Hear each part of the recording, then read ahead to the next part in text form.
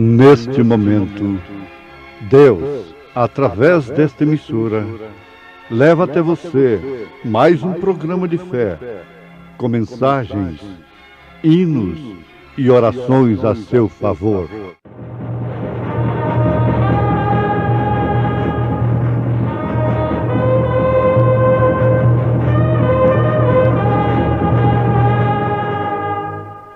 Fé para vencer. Somente crer, somente crer, tudo é possível, somente crer.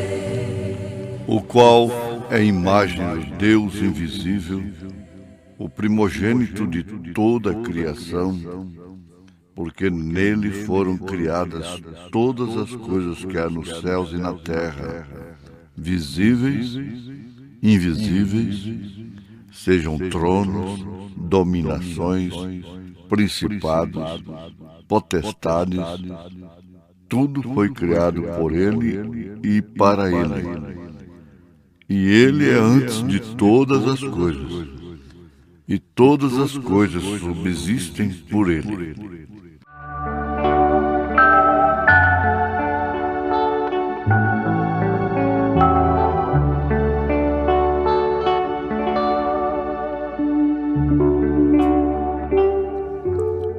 Cristo é o mistério de Deus revelado. Ouvintes, o importante está aí, revelado. Se parasse nisto aí, Cristo é o mistério de Deus, nós estaríamos de fora do quadro. O que infelizmente acontece com a maioria absoluta do cristianismo. Cristo fica sendo o mistério de Deus, porém não revelado. Esta é a triste e lamentável realidade. Cristo é o mistério de Deus, porém não revelado aos que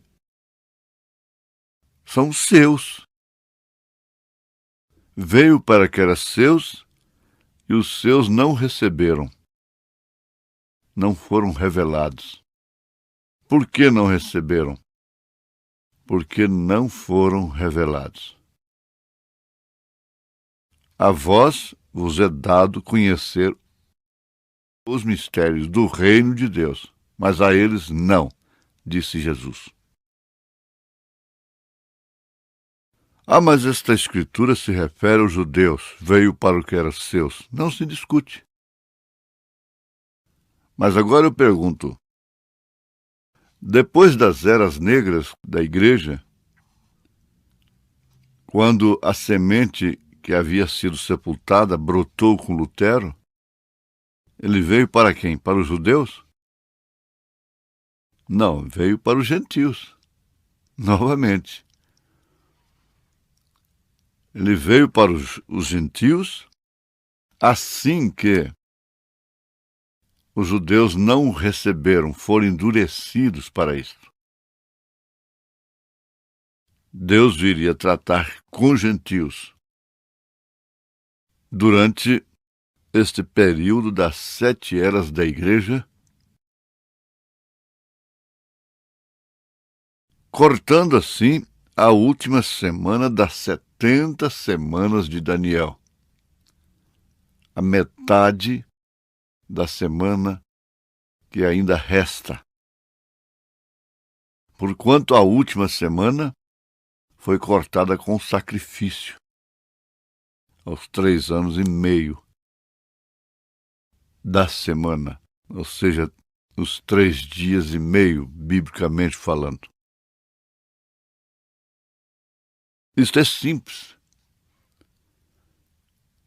Quando Lutero veio, ele veio para o que era seus, isto é, para o que era de Deus.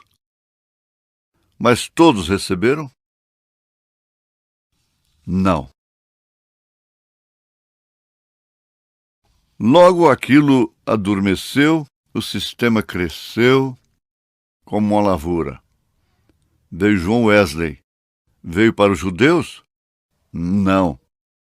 Para os gentios, mas nem todos receberam.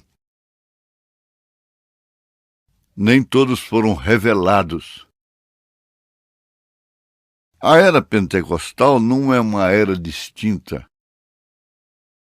Ela é um resultado da era de Filadélfia, do ministério de João Wesley. Foi para os judeus esse resultado, essa fervura do Espírito? Não. Foi para os gentios. Todos receberam? Não. Não lhes foi revelado. E agora? Agora qualquer pessoa de bom senso cristão nota que, de fato, o mundo evangélico, o mundo cristão, tem realmente a necessidade de revelação.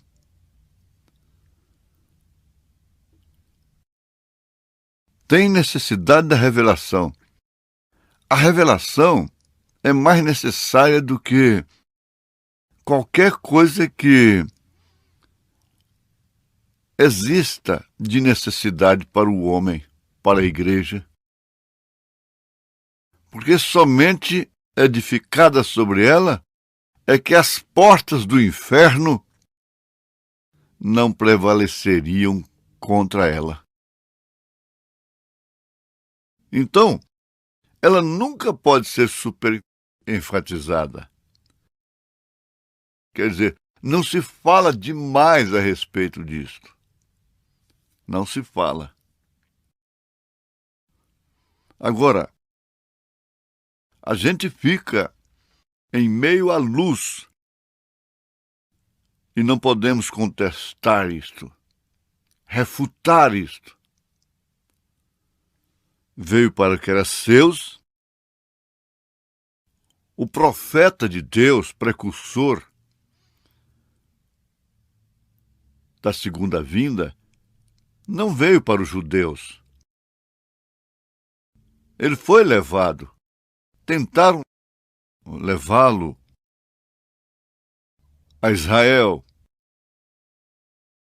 Nós temos o filme O Profeta do Século XX, e ali tem aqueles 2 milionários de Chicago, nos Estados Unidos, na casa do irmão Branham, e o próprio irmão Branham concordando com eles. E eles imprimiram 1 milhão de Novos Testamentos. Porque o velho, os judeus já têm. E eles disseram, irmão Branham, os judeus pedem sinais. E com esses sinais que te acompanham, eles vão crer no Messias. O irmão Branham disse, sem dúvida. E foi. Mas quando chegou no Cairo, lá no Egito, no aeroporto, Deus o chamou ali atrás e disse, não, não é para você. Ora, por que Deus deixou ir até lá? Aqueles irmãos milionários de Chicago, missionários, com os corações cheios de amor pelos judeus, quem sabe até judeus também, americanos, convertidos ao Evangelho. Ora, imbuídos daquela forma, empregando uma fortuna naquilo, qual não foi a decepção? Por que Deus não barrou logo antes?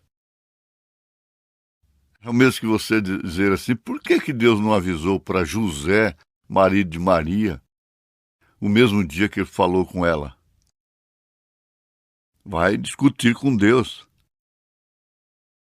Eles tinham que se escandalizar. Há coisas que acontecem e que você não espera. E elas são de Deus, para provar se você realmente está naquele companheirismo, para provar se você realmente é revelado. Agora, prestemos atenção. Cristo é o mistério de Deus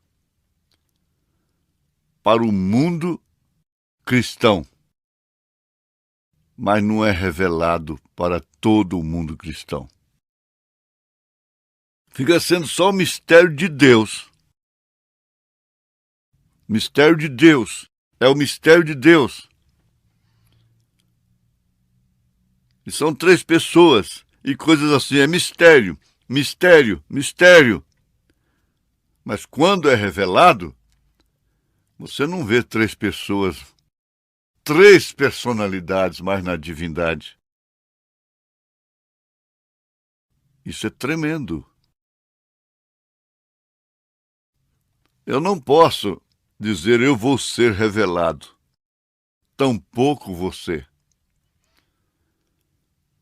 Mas isto vem para a gente. Estava na gente.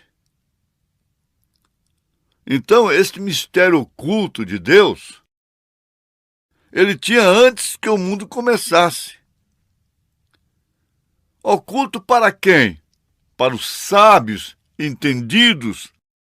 Graças te dou, ó Pai, Senhor dos céus e da terra, porque escondeste essas coisas aos sábios entendidos e as revelaste aos pequeninos. Nenhum daqueles que creu,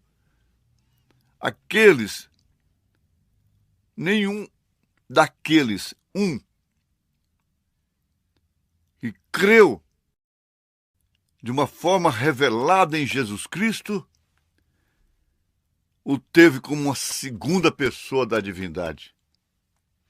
Uma suposta segunda pessoa. Era o Cristo, Filho de Deus vivo. Cristo não pessoa. Jesus pessoa, mas Cristo não. E Jesus, porque Pai, Senhor, Filho, Jesus, Filho, Senhor, Cristo, Jesus, você, Espírito Santo, Cristo. Jesus jamais seria Cristo sem o Espírito Santo. Você se torna o Cristo de sua casa. Você é Cristo na terra hoje. Você não é Jesus, a pessoa física de Jesus, mas você é Cristo, porquanto o Espírito Santo está em você. Revelando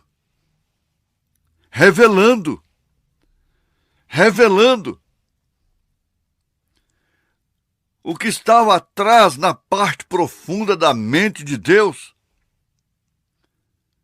Você esteve nos lombos de seu pai desde que ele tinha 16 anos de idade. Mas quando, através do matrimônio de seu pai com sua mãe, isso aconteceu, então você veio à luz, você se manifestou. Você estava na mente de Deus desde antes da fundação do mundo. Por isso ele agradou, pela sua presciência, colocar o seu nome no livro da vida do Cordeiro desde antes da fundação do mundo. Por isso o cordeiro teve que ser sacrificado antes da fundação do mundo. Aí está o ofício eterno, perpétuo, pelos eleitos. Pelos eleitos. Amém?